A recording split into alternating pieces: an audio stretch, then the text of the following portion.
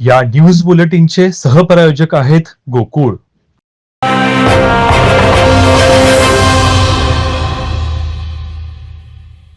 राजकारण्यांना सुरात आणि तालात चालवायचं असेल तर पत्रकारांची लेखणी आक्रमकच राहिली पाहिजे. देशात खऱ्या अर्थानं लोकशाही अबाधित ठेवण्याची जबाबदारी पत्रकार पार पाडत आहेत, असं मत ग्रामीण विकास मंत्री जयकुमार गोरे यांनी व्यक्त केले.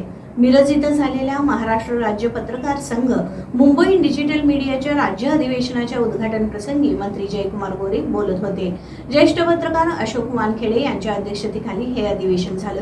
खासदार विशाल पाटील, ज्येष्ठ संपादक संजय भोकरे, सांगली जिल्हा परिषदेचे माजी उपाध्यक्ष शिवाजी उर्फ पप्पू डोंगरे, डिजिटल मीडियाचे प्रदेशाध्यक्ष सिद्धार्थ भोकरे, सांगली जिल्हाध्यक्ष राहुल मोरे, जिल्हा कार्याध्यक्ष राजेंद्र कांबळे यांच्यासह राज्यभरातील विविध माध्यमातील संपादक, पत्रकार या अधिवेशनात सहभागी झाले होते. निर्भीडपणे चांगल्या आणि वाईट गोष्टी मांडणाऱ्या पत्रकारांमुळेच राजकीय नेतृत्व घडवलं जात असतं, असं सांगून जयकुमार गोरे म्हणाले, प्रस्थापित नेते आणि राजे महाराजे यांच्या विरोधात लढा उभा करून मी राजकारणात यशस्वी होऊ शकलो हे फक्त पत्रकारांच्या पाठबळामुळेच. काही दिवसांपूर्वी माझ्यावर खोटे आरोप केले. या प्रकरणातील अनेकांचे कॉल रेकॉर्डिंग माझ्या मोबाईलमध्ये आहेत. फक्त तपास सुरू आहे, म्हणूनच मी आता गप्प आहे, असा गौप्यस्फोटही मंत्री जयकुमार यांनी केला.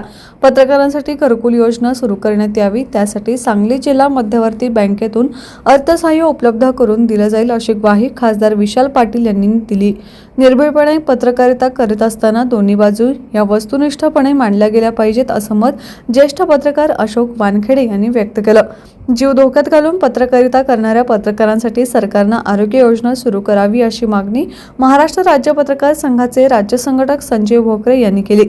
प्रस्तावित डिजिटल मीडियाचे प्रदेशाध्यक्ष सिद्धार्थ भोकरे यांनी केले. समीर देसाई यांनी आभार मानले.